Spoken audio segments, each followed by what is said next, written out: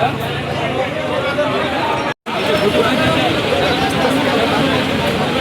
पडत नाही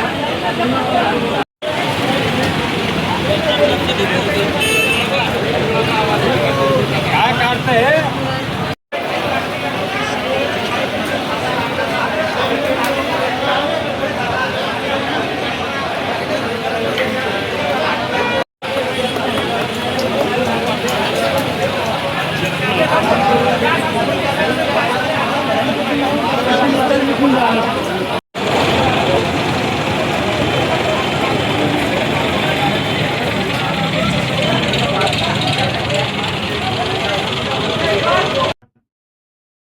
जय महाराष्ट्र. नमस्कार.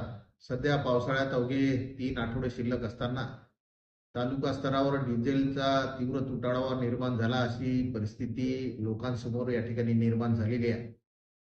परंतु आपल्याला मी सर्वसामान्य शेतकरी बांधवांना सूचित करतो की निश्चितपणे पेरणीचे दिवस आता फक्त 3 आठवड्यावर राहिलेले आहेत आणि सर्वसामान्य शेतकऱ्याच्या मनात प्रश्न निर्माण झालेला आहे की खऱ्या अर्थानं आपल्याला डिझेल मिळेल की नाही मिळेल. निश्चितपणे आपल्याला डिझेल मिळेल या शंका घेण्याचं काही कारण नाही.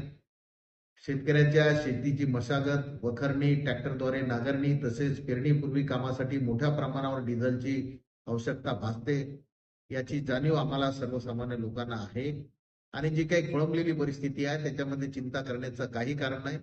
कारण शेतकरी आता पहिले खताचे भाव वाढले, बियाण्याचे भाव वाढले, साहित्याची तयारी सुरू केलेली आहे. प्रगतीपथावर जे शेतीची पेरणी झाली नाही म्हणून शेतकऱ्यावर एक वेगळ्या प्रकारचं बर्डन किंवा बॉदरेशन निर्माण झालेलं आहे.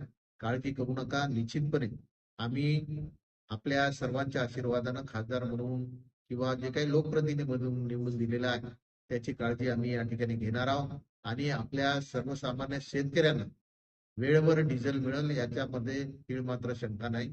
आम्ही माननीय दोन्ही जिल्ह्याचे कलेक्टर, आपले यवतमाळ जिल्ह्याचे कलेक्टर आणि वाशिमचे कलेक्टर यांच्याशी स्वतः फोनद्वारे त्या ठिकाणी मी बोलणी केलेली आहे आणि निश्चित पेट्रोल पंपाच्या बाबतीत किती साठा येतो, काय येतो, कशा पद्धतीचा याची सुद्धा आढावा मी स्वतः या ठिकाणी घेणार आहे आणि आपल्या सर्वसामान्य शेतकऱ्यांना मनामध्ये किंवा भीतीचं वातावरण तुमच्या मनामध्ये ठेवू नका. निश्चितपणे डिझेलचा पुरवठा करण्याचं काम शासन, प्रशासन आणि लोकप्रतिनिधी स्वतः जातीने लक्ष देऊन या ठिकाणी करतील एवढंच या प्रसंगी सांगतो. जय हिंद, जय महाराष्ट्र.